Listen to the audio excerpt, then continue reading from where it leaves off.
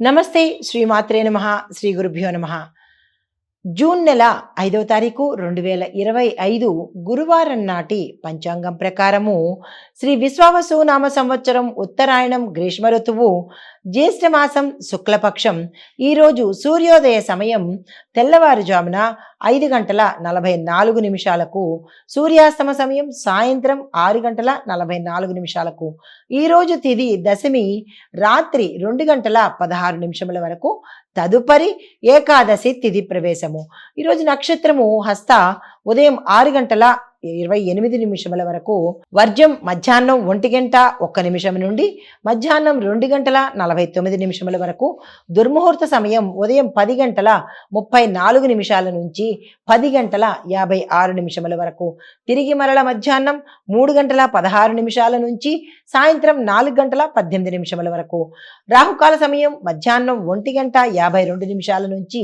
మధ్యాహ్నం 3:29 వరకు యమగండ కాలము తెల్లవారుజామున 5:44 నుంచి ఉదయం 7:22 వరకు అయితే బ్రహ్మముహూర్త సమయం తెల్లవారుజామున 4:08 నుంచి తెల్లవారి 4:56 వరకు అమృత ఘడియలు రాత్రి సమయంలో 11:48 నుంచి రాత్రి 1:36 వరకు ఈరోజు అభిజిత్ ముహూర్తము ఉదయం 11:48 నుంచి మధ్యాహ్నం 12:40 వరకు ఇది నేటి పంచాంగం.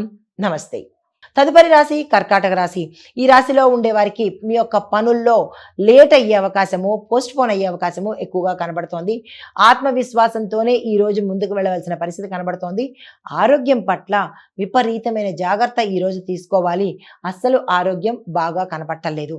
అయితే మీకు చెప్పదగిన పరిహారము చంద్రగ్రహ శాంతి కోసము నవగ్రహ ఆలయంలో చంద్రుడికి పూజ కానీ, హోమం కానీ, దానం కానీ, జపం కానీ తక్షణమే చేసుకునే ప్రయత్నం చేసుకోండి.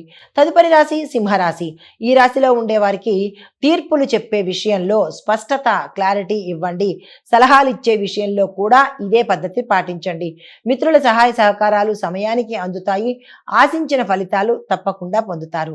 ఈరోజు పరిహారము సూర్యుడికి సంబంధించినటువంటి ఆరాధన చేయండి.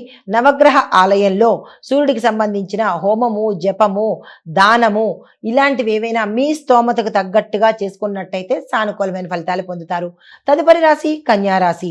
ఈ రాశిలో ఉండే వారికి ఆర్థిక సమస్యలు పరిష్కార దిశలోకి వచ్చేస్తాయి. కొత్త కొత్త ఒప్పందాలకు, అది వ్యాపారస్తులు కావచ్చు, ఉద్యోగస్తులు కావచ్చు, ఎవరైనా సరే కొత్త ఒప్పందాలు, అగ్రిమెంట్స్ ఏమైనా చేసుకోవాలంటే కనుక ఈరోజు అత్యంత శుభప్రదమైన రోజు. ఆ దిశగా ప్రయాణం చేయండి. అయితే మీకు చెప్పదగిన పరిహారము గణపతి పూజ చేయండి. గణపతి ఆలయ దర్శనం తప్పనిసరిగా చేసుకోండి.